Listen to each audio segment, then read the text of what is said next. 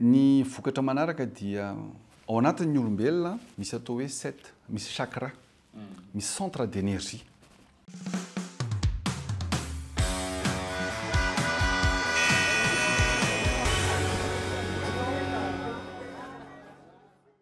Misy anankifito tsika. Misy olona zany zao ohatra ny hoe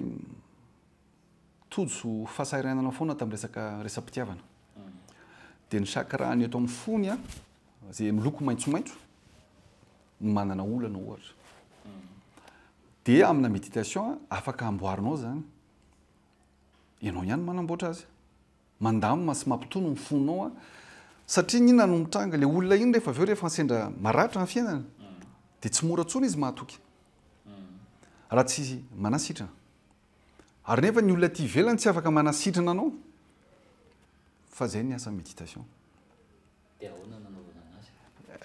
Zay moa zany le nataoko hoe eto no mitena ilay izy ho an'izay liana afaka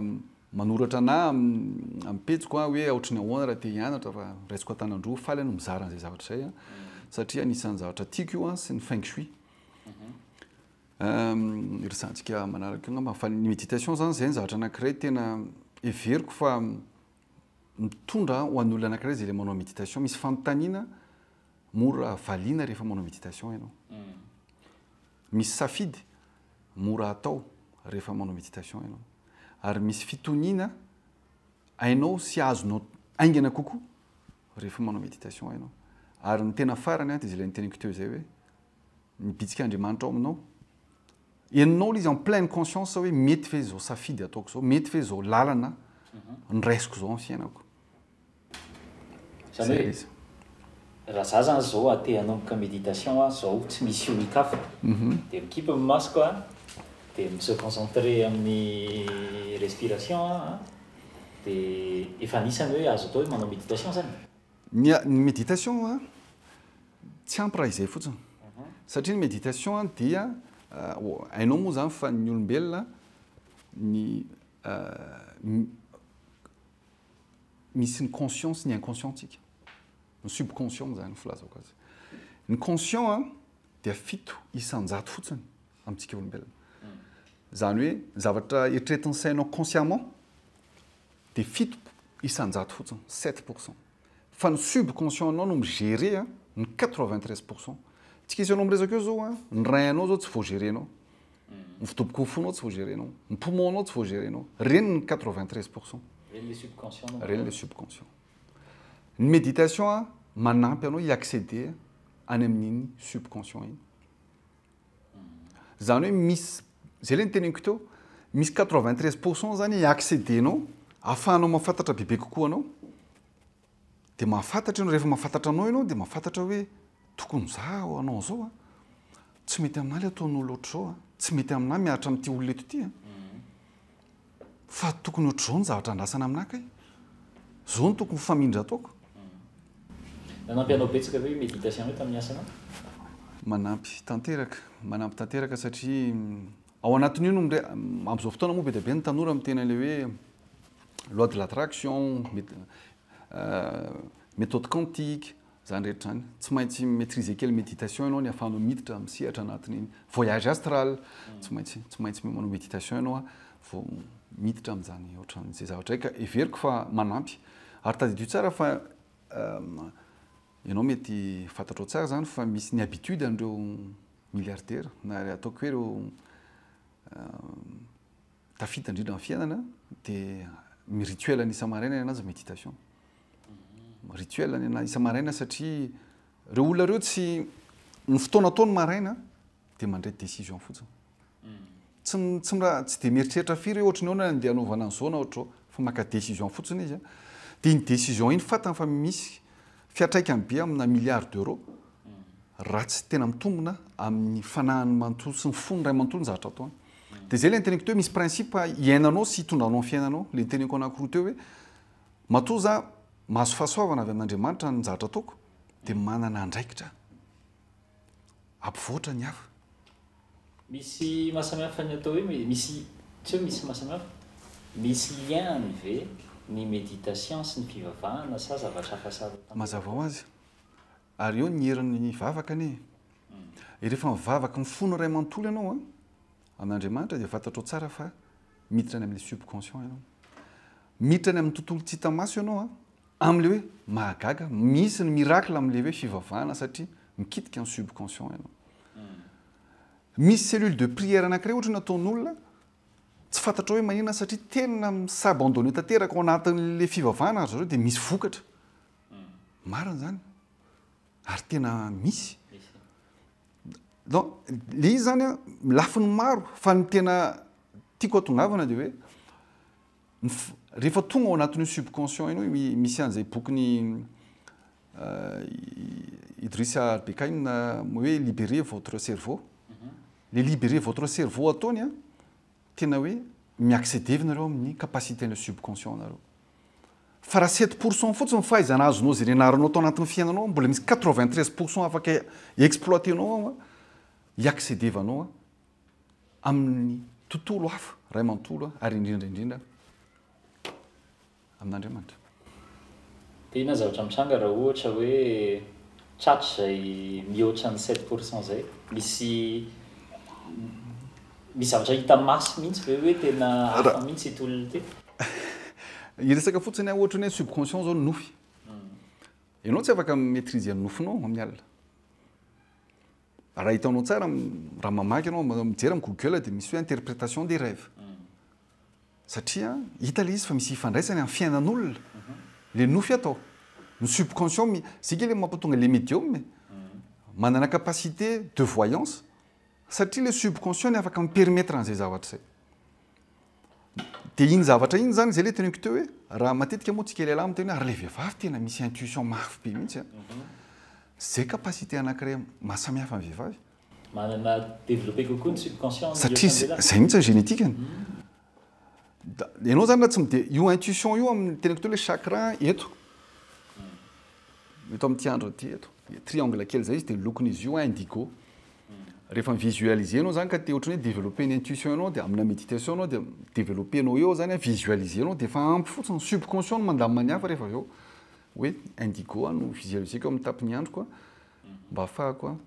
miconnecter sy ny manaiky ny saiko hoe mety sa tsy mety zay le clairvoyance sy ny intuition eo amin'ny chakra eo amin'ny androna eo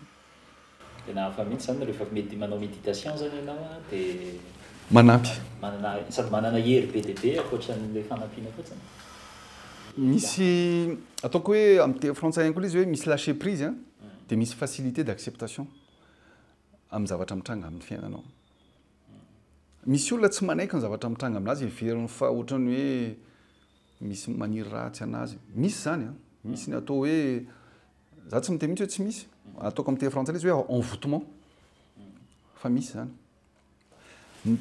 satria raha iresaka ao anatin'io zany tsika fa ny fahazahoanao n'le izy mihitsy no manampy anao ny fanekenao moramora ny trangam-piainana no manampy anao ahafahanao mora miarina zay le résilience zay tsy afaka mora mitsangana ianao raha tsy manaiky hoe resy dia minjery tsy possible raha mbola be ny ego anao hoe tena zara nga tsy fahitsy zany tsy manaiky hamarotra ny tomobilako satria lasa ho hitan'ny olona fa tena mandeha niova ny tomobilako dia tsy possible ho tafatsangana ianao tena lalina be zay tohizako amin'le fantelo mbola misy fantelony ianao dia fa raha ohatra an'izay manahoana indray zay fantelon'izay resaka safidy foana resaka safidy foana moa mampatonga le izy hoe fomaina indray no fantelo ny fahita satria nisy anekdoty mbola naveriko nefa ny ataoko hoe ny fadisoko tany aloha nisy fotoana ny fangaro resaka politika nanao antso teny Faravohitra président Ravalomanana tamin'izay fa tonga teto Madagasikara za tamin'izay tonga dia nieritreritra hoe tena hisahotaka hikorotana i Madagasikara dia na ny vola zay teo am-pelatana natao amin'ny Daytona le moto indray ny fidianana tany 10 taona ny vola rehetra le volanao teo zany ahafahanao nanodina an'izay taonana lefanao tao anaty tany dia le tany nefa ny tany jerenao ohatr'izao fotsiny tsy afaka mity tsy afaka atao tsy afaka hitondrana vola tsy afaka atao ininona ao fotsiny hitanao io misy tany fa tsy afaka natao iny zanana mity tsy mety lafo anefa ny amin'izao fotoana io tany io ny anamboarako le lotisme azonao am'izay zany le izy hoe 5 taona ianao menjera tena 50 000 ariary tsisy nazo aloha indrana any amin'ny rafozako tsy de tena mahafinaritra fa mahamenatra fa tsy maintsy atao ohatr'izay dia ao anatin'izay ianao no mitady amin'izay satria safidy nataonao le izy ary nefa zay le teneniko hoe ao anatin'iny ihany ianao nefa ny solution rehetra nge am-pelantananao fa mila misy zavatra kitihana kely dia ahafahan'le izy mandeha indray raha tena misafidy ianao amin'ireo activité telo ataonao ireo dia iza ny tianao indrindra samy tiako daholo samy tiako daholo satria anisan'ny zavatra anankiray tena miteny amiko ny passion za tia moto nofinofoka hatramin'ny mbola kely ny architecte manamboatra trano amin'izao fotoana